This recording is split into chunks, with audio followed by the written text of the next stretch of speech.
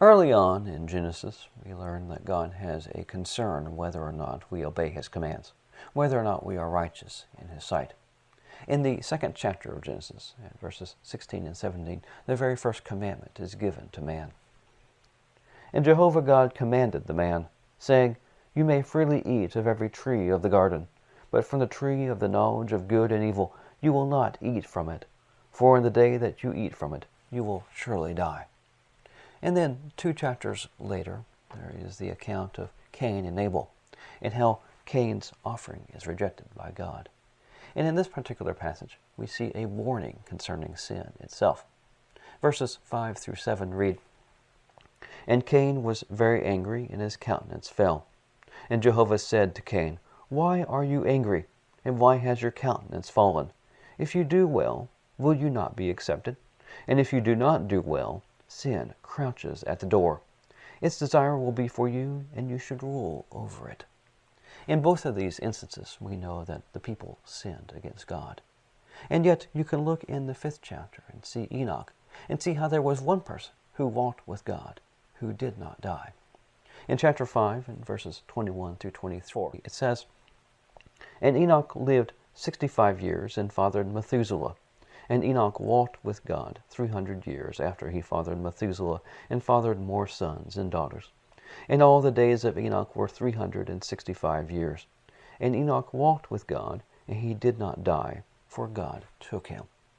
Unfortunately, we know that Enoch was the only one who is described as walking with God up to this point.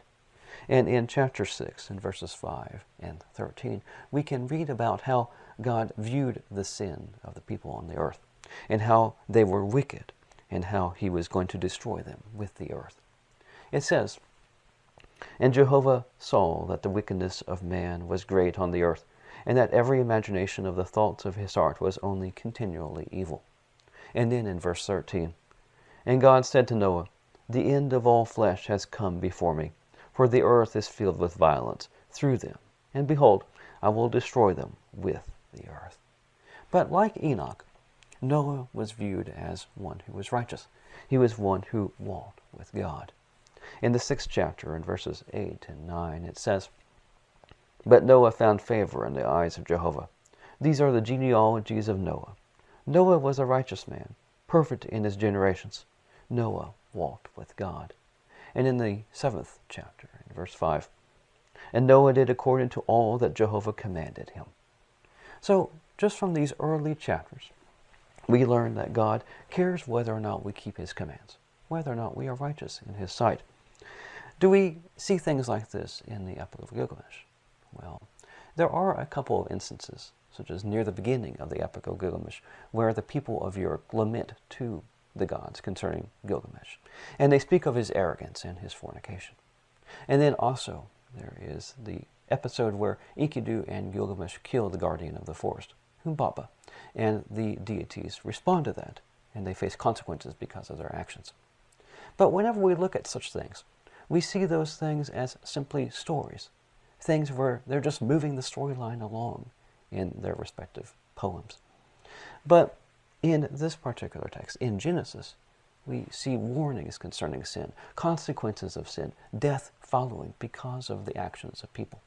And this is something that is rather different than what is in Epic of Gilgamesh. Now, does the Epic of Gilgamesh have value in of itself? Well, I would say it does, even though we can't look to it for examples of righteousness and that kind of thing. We can look to it and see the lament of Gilgamesh, his crying out concerning his coming death, and how he fears death, and that is something that we can appreciate. You can read of Siduri, and some of the words that she says are of value, even though it's tainted by pagan ideas. And finally, it is curious that the Epic of Gilgamesh has a flood account, and that is interesting, especially considering the people that wrote those poems in the Epic of Gilgamesh were not Jews. Thank you very much, and have a nice day.